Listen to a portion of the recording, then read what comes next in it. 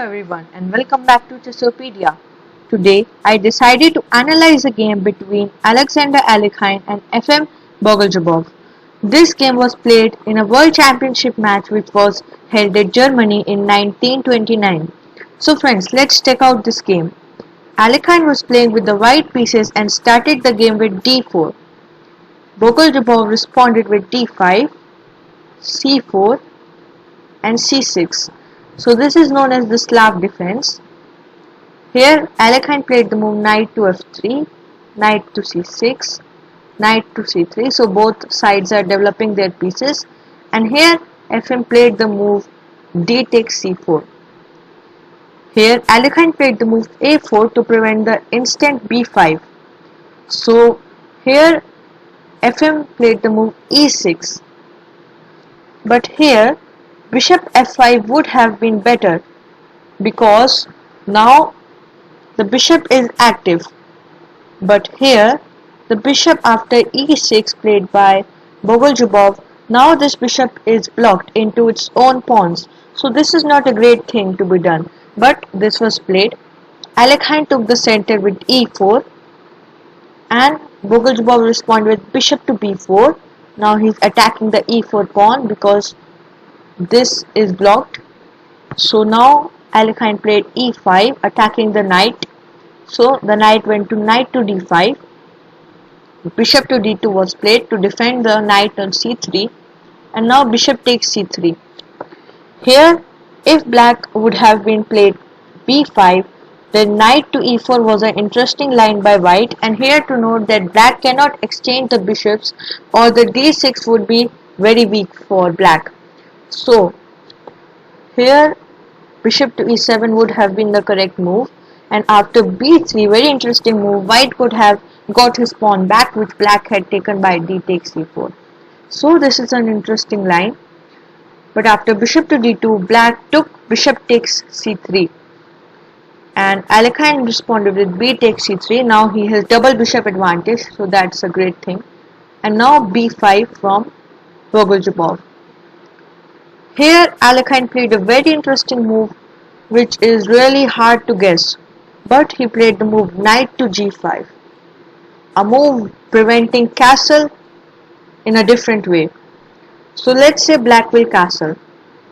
Now here I would like you to pause the video and try to find what would white have done in this position, and actually white makes the move here and white is better. So white plays the move queen to b1.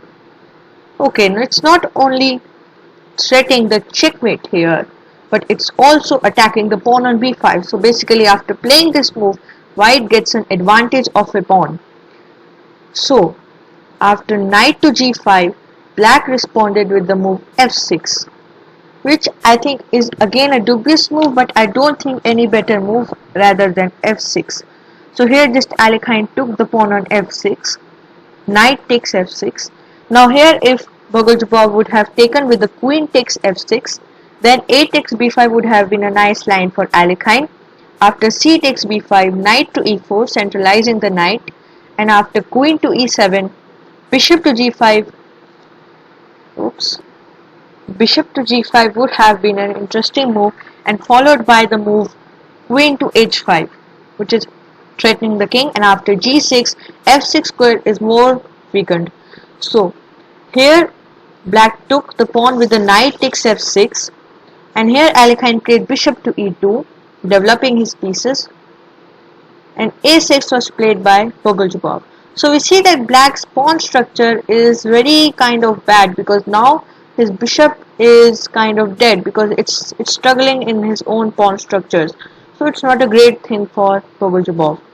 Here instead of a6, if he would have been played castle, then a takes b5 would have been an interesting line. Now c takes b5 is not possible due to bishop to f3, and after let's say knight to d5, again the same, queen to b1, again threatening the b5 and the h7. So again white will win the pawn.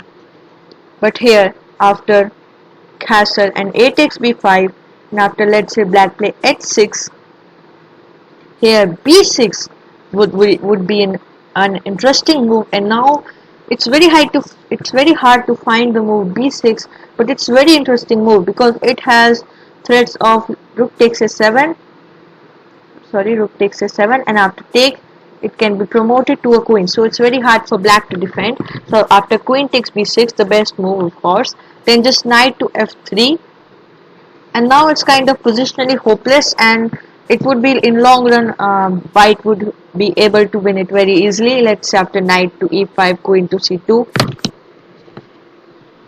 queen to c2, and so on, it would be great for white.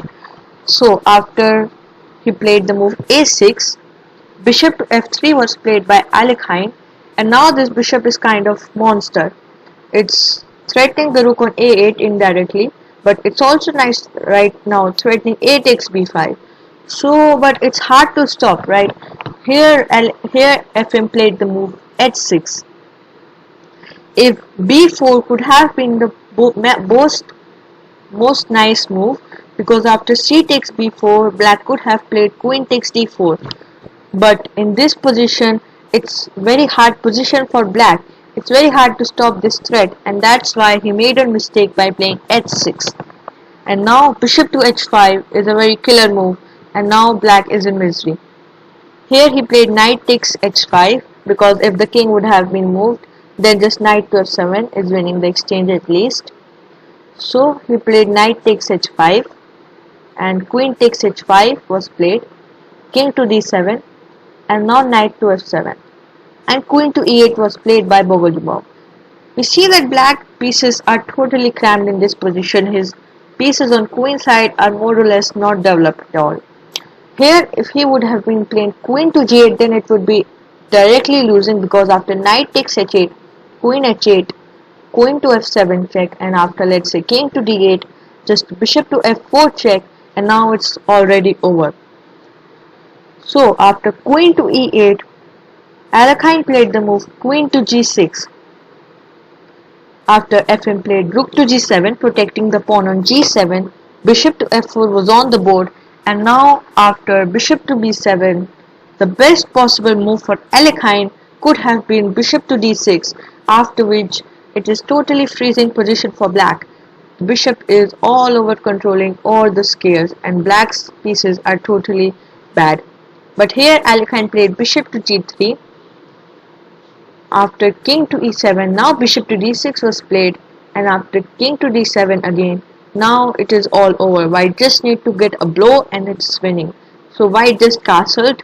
White shouldn't be in a hurry, and that's what he didn't. So after c5, d takes c5, black is trying to develop his pieces a bit, but now it's already over. Bishop to d5, and white got the blow on the a side, and after a takes b5, a takes b5, rook takes a8, rooks are exchanged, and the new rook is on a1, and this is also threatening a nice checks for black king. So after knight to c6 was played, and now just the next move, I would again like that if you guess the next move for white, and it's totally winning. So the next move played with Alekhine, and which after Bogoljubov resigned the game, it is knight to e5 check. And after let's say knight takes e5, rook takes s7, and then now it is totally losing. It's just a checkmate maybe soon. So let's say after king to c6, just queen to e4 is a very nice checkmate. The king has nowhere to go. So this game we learned a lot from it, and how Alekhine played. So let's check out some interesting points and learn a lot from this game. So the first moment is on the board. Now this was a very crucial moment. Alekhine saw his chance and went for it. He played the move knight to g5 in this position. This is a very great move, from which we learned that black king wasn't castle yet, and Alekhine saw that and took the correct moment and the correct path to win the game. This is the first move after which Alekhine went on to win the game. After knight to g5, and now black's king was not able to castle, not here and even not in the game. And after knight to g5, there were also some ideas of playing knight to e4 with the threat of knight to d6, blocking the king, and the king won't be able to castle after it full in the game. So this was the first moment after which white went on to win the game. The next moment was here. So here the next movement was here, and here that we see that black's pawn are really so crammed up. White's knight is so active on here on g5, and we see that black bishop is all crammed up in his pawn. His pawn structure is totally damaged, and his bishop is also not able to move through the pawns. So this was again a very crucial moment for white, and white took the benefit of it after bishop to f3. And after that he was attacking the rook on a8, after which black did a mistake in hurry and he wasn't able to answer. He played the move h6, and here after bishop to h5 white was winning totally. So here bishop b4 is very hard to find, as I said you, because in this position it is very complicated to find the best move, and the best move is b4, which is not that usual, because it is not that usual to play a move b4 when this is a very strong attack. So black tried a normal way, that is h6, attacking the knight so that it would go back, but Alekhine played bishop to h5, and this was winning for Alekhine.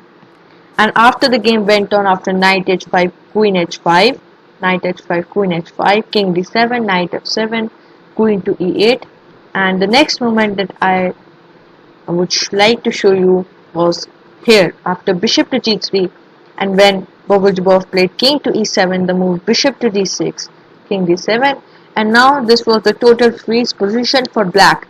We see that this knight is freezed, this bishop is freezed until he plays c5, which was later in the game, but that was still over. This rook is freezed. We can say this rook is not active at all. The king is very much attacked up in the center, and the queen is just trying to protect the black king, but it is not the right piece.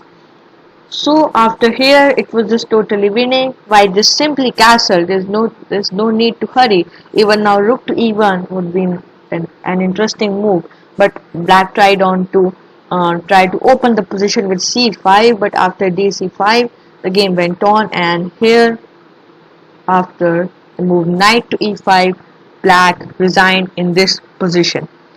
So friends, that was a wonderful game. Hope you liked it and learned something new from this game. Don't forget to like the video, subscribe the channel and click the bell button to get instant updates about my next video. Also, share the video with chess lovers and share your views in the comment section below. Keep playing chess. I'll be back soon with some interesting chess video. Till then, bye.